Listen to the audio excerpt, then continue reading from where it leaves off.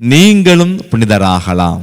அனைத்து புனிதருடைய பெருவிழாவை நாம் இன்று சிறப்பிக்கிறோம். இந்த நாள்ல நம்ம உணர்ந்து கொள்ள வேண்டியது என்னன்னா, புனிதத்துவம் என்பது நமக்கு எட்டா கனி அல்ல.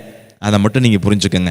எந்த ஒரு புனிதரும் தான் வாழும் பொழுது நாம கண்டிப்பா புனிதராவோம் அப்படின்னு நினைச்சு வாழல. அவர்கள் கடவுளுக்கு பிரமாணிக்கமா இருந்தாங்க. கடவுளுடைய அருளால், கடவுளுடைய அனுக்கிரகத்தினால், அவருடைய திட்டத்தினால் அவர்கள் புனிதர்களாக உயர்த்தப்பட்டார்கள். சமீபத்தில் கூட கார்லோ அக்யூத்தஸ் என்ற ஒரு இளைஞன் புனிதராக்கப்பட்டார். நம்முடைய திருத்தந்தை 14ஆம் லியோ அவர்கள் அழகாக அற்புதமாக நிறைய புனிதர்களை உருவாக்கி இருக்கிறார்கள். புனித 2ஆம் ஜான் பால் என்பவர் திருத்தந்தையாக இருந்த பொழுது 500க்கும் மேல நபர்களை, மனிதர்களை புனிதர்களாக உயர்த்தி இருக்கிறார்.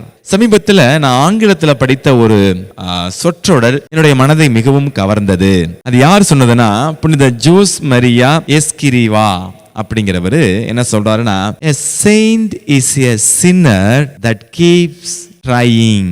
புனிதர் என்பவர் யார் என்றால், புனிதத்தை அடைய தொடர்ந்து முயற்சி எடுத்து கொண்டிருக்கும் ஒரு பாவி.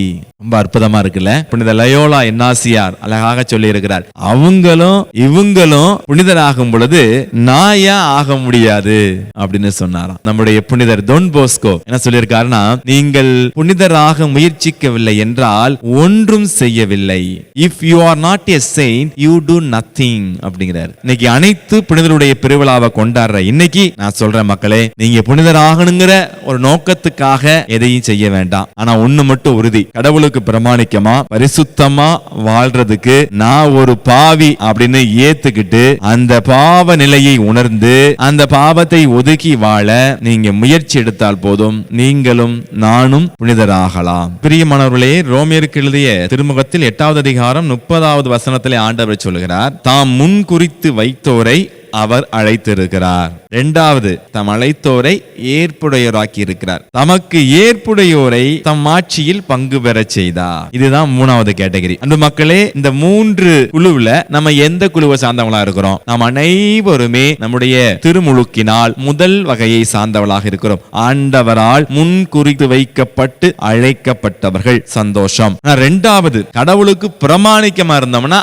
அவர் நம்மை ஏற்புடையராக்குவார். அப்படி நம்ம பிரமாணிக்கமா வாழ்ந்துட்டோம்னா ஆண்டவர் கொடுக்கிற ஒரு அந்த புனித நிலைதான் அவர் மாட்சியில் பங்கு பெற செய்கிறார். எனவே இந்த 3 வகையில 3 இதுல நம்ம எதுல இருக்கிறோம்னு பார்த்துட்டு இந்த 2வது குழுவுல நம்ம ஆண்டவருக்கு ஏற்புடையராக நாம இருந்துட்டோம்னா அவரோடு மாட்சியில் பங்கு பெற முடியும். மற்ற புனிதர்களைப் போல நாமும் புனிதர்களாக முடியும்.